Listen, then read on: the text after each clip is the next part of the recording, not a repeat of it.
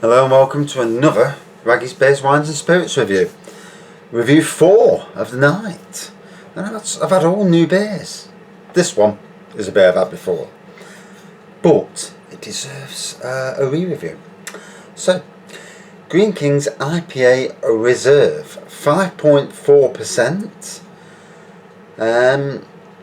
So at one stage, in the Greene label, the Greene King IPA. Then you had the IPA Gold, which was in like a yellowy label, and then you had the IPA Reserve, which is in the red label. Rich and fruity, it says. It's only 5.4%. Let's see how it plays. To be honest, I have tried it before, but I've tried that many beers. Sometimes it's hard to remember what beers taste like.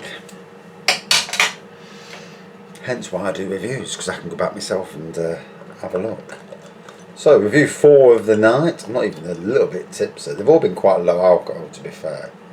Well, 6.1, 5, 3.8, and now 5.4.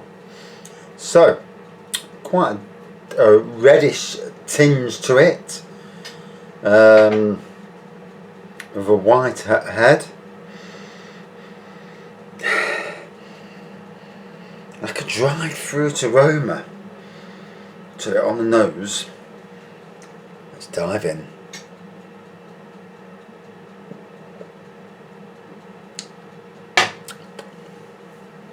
Right, very reminiscent to some of the Christmas pudding beers. It's got that sort of rich fruity aroma,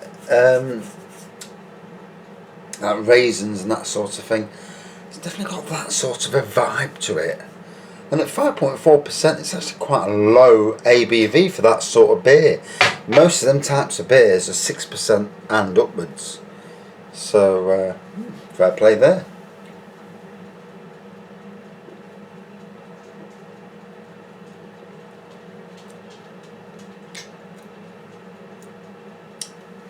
So, in the taste, you can tell it's not as strong as, say, just to pick one out of the mix, Sadler's Christmas Pudding Stout.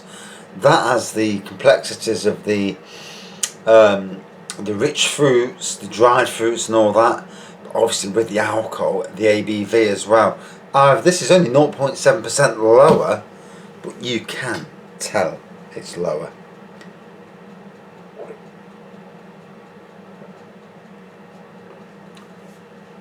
That being said, it's quite a nice beer. Hence why I chose it for review again. Because I don't re-review stuff that don't taste good, you know.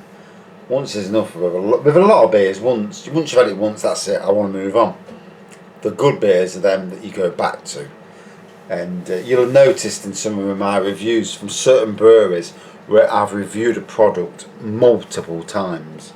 And hence there's a reason for that.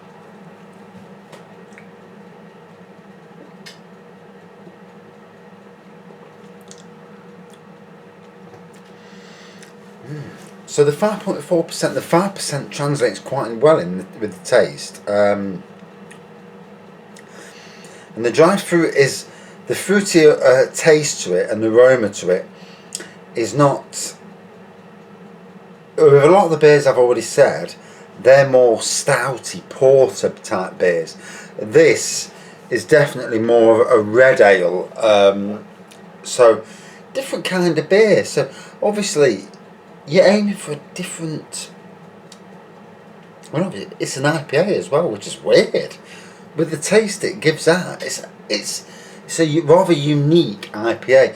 I mean, today I've tasted Jennings Atomic Fairy IPA, which was aimed at the traditional market. Very strange for an IPA in its taste. Nice, but different. This again is very different. Tastes like it's got Christmas pudding flavours and that to it, but in a red ale.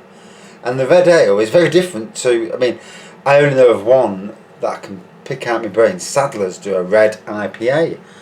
And that again is also very different than this. You know, an IPA, a red IPA that tastes of mixed fruit. Quirky, to say the least.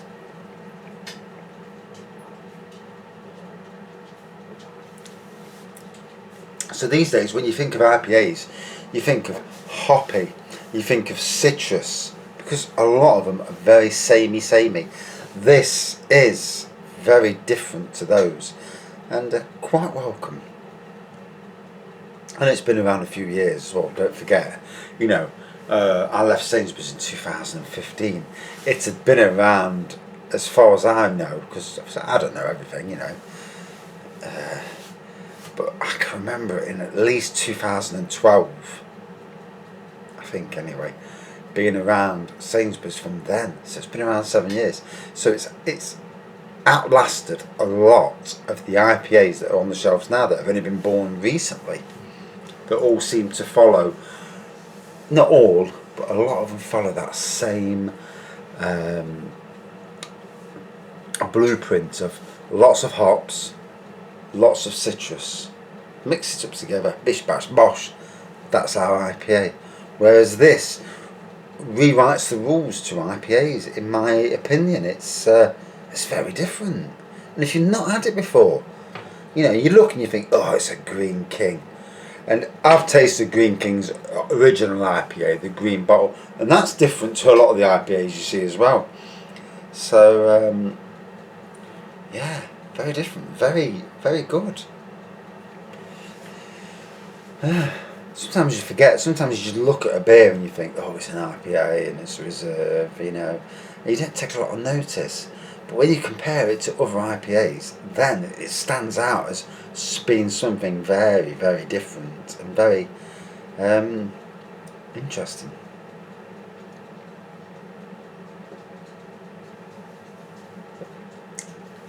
So I looked today and I thought, I've been a bit slack on the odour reviews just recently, simply because we've been decorating and it's just took so much time and you're shattered.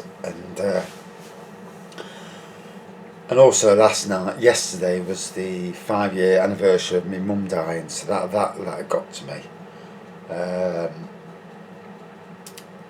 It didn't help also that I did a review and the bloody review got I didn't get it transferred properly. That killed me as well. And then also today it's the 2-year anniversary of my wife's grandma dying, my grandma-in-law as it were, and a truly astonishing woman with a lot of kids, grandkids, great-grandkids and great-great-grandkids, and a woman who survived cancer for 20 years. She had cancer when I first knew her, and you know, she survived that. She was a true Irish fighter and a legend, and always very nice as well, you know, and nothing but admiration. And my wife's family in Ireland, you know, are better than my own family, and that's something to be said. Not my own immediate family, like my wife and sons and daughter, my wife's sons and daughter, but I mean the further afield sort of family. But isn't that always the case, that the family you're born into aren't necessarily the best, you know, your friends for life. You know, just because they're your family by blood doesn't mean that they're the best of people. I have a sister that sadly, hopefully she's doing well now, but she blamed everything on the past. And whilst when you're growing up, there are things that happen before you're 16 that you have no control of. You know, you've grown up in that environment. When you are an adult yourself, you can change the paths that you go down. And I always stood firmly away from violence. I haven't seen enough domestic violence. I mean, I won't get away. I won't do it anyway. But my wife would kick the hell out of me if I tried. And if I give her a bollocking for being wrong, she turns it around and I'm in the wrong in the end. So you sometimes you think to yourself, I'm not bothering, can't be bothered. But yeah, people sometimes can't. You know, the best way to do is to look in the mirror and say to yourself, I'm in the wrong. I'm the person that needs to change. and be the biggest critic of yourself. Not to put yourself down or anything, you know, because sometimes we put ourselves down too much. Whereas some people, like with CVs, they'll say, "Oh, I'm this, I'm that," and you think to yourself, "Yeah, but I'm way better than you," and you're talking, you know, shit, for want of a better word. And I've come across it over the years where people say, "Oh, I'm a fantastic gardener and I can do this, I can do that," and you watch them and you think, "No, you can't. You're rubbish." You know. And I've come across managers the same, managers that say they do this and do that, and their organisational skills are absolutely piss poor. And in my, not this job I'm in at the moment, but my last job, we had managers there, and managers that came and went quite quickly, and they were crap at the job. And these are people that were on city council. They got a degree, whoa, whoopie doos. But that degree doesn't mean you're a decent person. It means you went to college and studied a bit more than somebody else, but that somebody else is way better than you. But anyway, the ribeye steaks are cooking. 2 ribeye steaks tonight. Got to treat yourself, haven't you? Wife's out. She's at a concert with her mates, and I'm stuck at home with the little one. So it's beer and steak night. Jobs are good. And then I'm going to go upstairs, watch some Marvel, and try not to fall asleep. Or I might watch Harry Potter. You never know.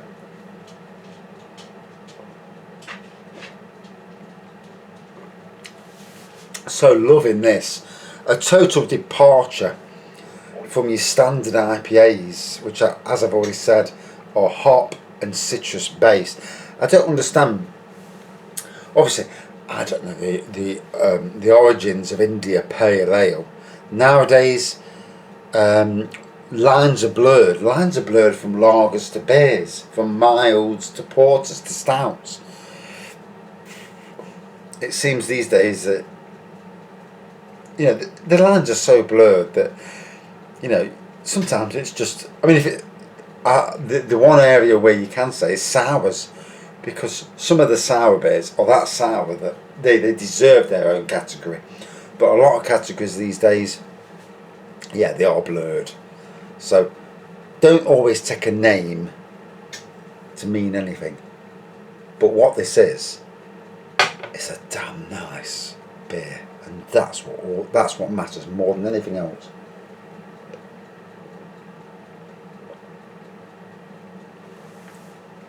Probably only the 3rd time I've drank this in my life, but it's absolutely a fine pint, and it delivers in a red ale what the likes of King Goblin and Sadler's Christmas Pudding Stout, there are other beers, but you know, you can see where I'm going. This is an absolute quality beer with flavour and taste that the best beers have in a red ale. That's presumably an IPA. Talk about boundaries. It's amazing. Out of 5 then.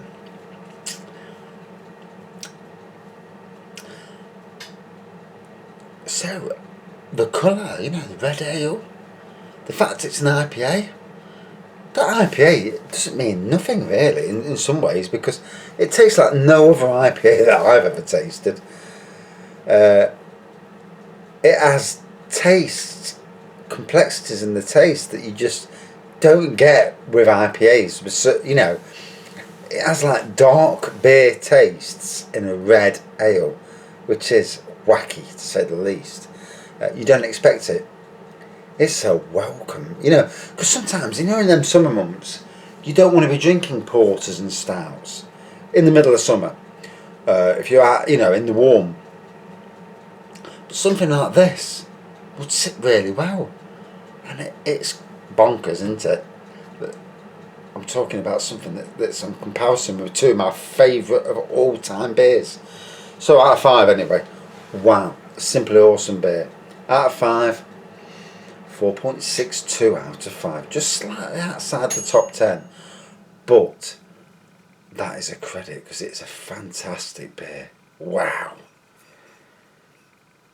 Wow. Colour me shocked. Anyway, thanks for watching. See you soon.